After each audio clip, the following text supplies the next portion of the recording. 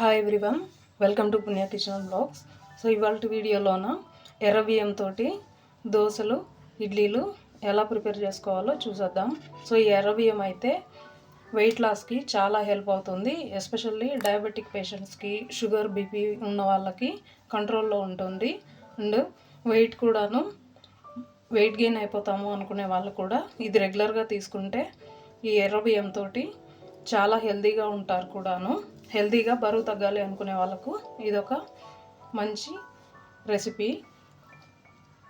ఇప్పుడు ఎర్ర బియ్యము, జొన్నలు, ఉద్దిపప్పు అన్నీ కూడా ఒకే బౌల్లోనే కలిపేసుకోవచ్చు. సో ఇవి ఒక 4 నుంచి 5 సార్లు బాగా వాష్ చేసుకోవాలి. వాష్ చేసుకున్నాక ఒక 6 నుంచి 7 గంటలు నానబెట్టుకోవాలి. లేదా ఒకరోజు పూర్తిగా నానినా కూడా ఇంకా బాగుంటుంది. సో ఈ విధంగా బాగా కడుక్కున్న తర్వాత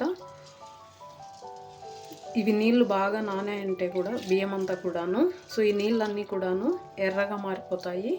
సో ఇప్పుడైతే నానబెట్టేద్దాము. సో ఒక 7 గంటలు నానిన తర్వాత బియ్యం అయితే ఈ విధంగా సైజ్ బాగా డబుల్ అయి ఉంటుంది.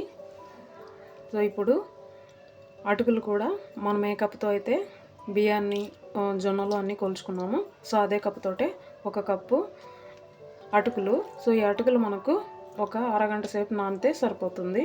సో ఇప్పుడు ఈ మొత్తాన్ని కూడాను గ్రైండర్కి పట్టేసుకుందాం.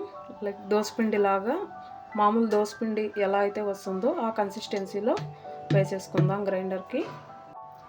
సో గ్రైండర్లో ఒక అరగంట పాటు వేసుకుంటే ఈ విధంగా స్మూత్ బ్యాటర్ లాగా తయారైపోతుంది. సో ఇప్పుడు దీన్ని మొత్తాన్ని కూడా తీసి పక్కకు పెట్టేసుకుందాం. సో పిండిని తగినన్ని నీళ్ళు వేసుకుని బాగా కలుపుకోవాలి. కలుపుకున్నాక ఉప్పు తగినంత వేసుకోవాలి. సోడా మీకు ఆప్షనల్, మీరు కావాలంటే వేసుకోవచ్చు లేదా స్కిప్ చేయొచ్చు. సో ఇందులోకి ఎండుమిర్చి 1, ఎండుమిర్చి ఎందుకంటే ఇది పర్మనెంట్ అవ్వడానికి బాగా హెల్ప్ అవుతుంది తొందరగా. సో ఇలాగా చల్లని ప్రదేశాల్లో కనుక మనం పెట్టినట్టయితే పర్మనెంట్ అవ్వడానికి సరిగా అవ్వదు కదా. అలాంటప్పుడు ఈ విధంగా ఎండుమిర్చిని లోపలికి ఈ విధంగా ముంచి పెట్టేసామంటే మార్నింగ్ కల్లా బాగా పొంగి ఉంటుంది. సో ఇప్పుడు మొత్తం ఈ విధంగా బాగా కలిపేసుకున్నాక మూత పెట్టి ఒక నైట్ మొత్తం వదిలేయాలి. సో ఒక నైట్ మొత్తము పిండి బాగా నానిన తర్వాత ఈ విధంగా బాగా పొంగి ఉంటుంది. సో ఇప్పుడు ఇడ్లీ మరియు దోశల్ని ఈ పిండితోటే ట్రై చేద్దాం.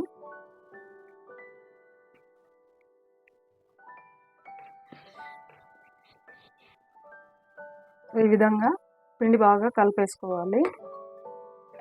ఇప్పుడు ఆయిల్ అప్లై చేసేసి పోసేసుకుందాం ఇడ్లీ పిండి అయితే. సో నీళ్ళు అయితే ఆల్రెడీ వేడైపోయాయి. సో ఇప్పుడు ఇవి ఇడ్లీ స్టాండ్లో పెట్టేసుకుందాం. సో ఒక 5 నిమిషాల తర్వాత మూత తీసి చూస్తే ఈ విధంగా ఇడ్లీలు బాగా ఉడికిపోయి ఉంటాయి.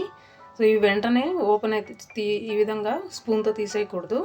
ఒక 2 లేదా 3 నిమిషాలు ఈ విధంగా ఆరబెట్టేసిన తర్వాత బయట మళ్ళీ తీయాలి. సో ఇప్పుడు ఇవైతే మొత్తం తీసేసుకుందాం. సో ఇవి రెగ్యులర్గా చేసుకుంటే ఇడ్లీల కన్నా కూడా చాలా బాగా సాఫ్ట్గా, టేస్టీగా ఉంటాయి కూడా. సో ఈ విధంగా స్మూత్గాను ఉంటాయి.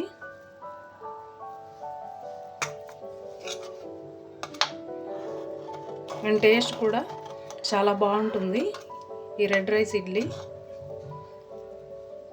సో తీసేటప్పుడు కూడా బాగా క్లీన్గా వచ్చేస్తాయి. సో ఇడ్లీ మొత్తం తీసేసుకున్నాము.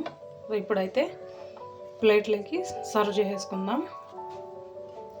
సో ఇందులో టమాటో చట్నీ లేదా పల్లీ చట్నీ, ఏ చట్నీతో తీసుకున్నా కూడా చాలా బాగుంటాయి ఇడ్లీలు అయితే.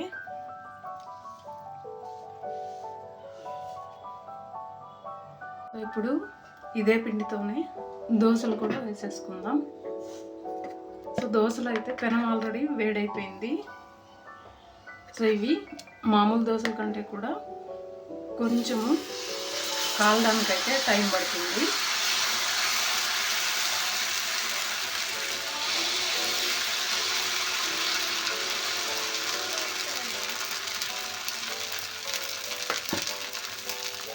ఆయిల్ కూడా లైట్గా వేసుకుంటే సరిపోతుంది.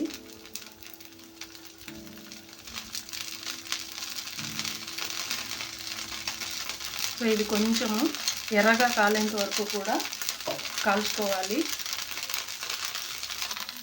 సో దోశ అయితే బాగా కాలిపోయింది.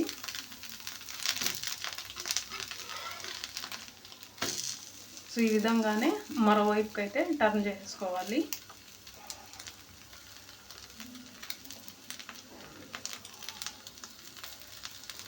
సో ఇది ఒక దోశ కాల్చుకోవడానికి ఒక 2 నుంచి 3 నిమిషాల సమయం అయితే పడుతుంది.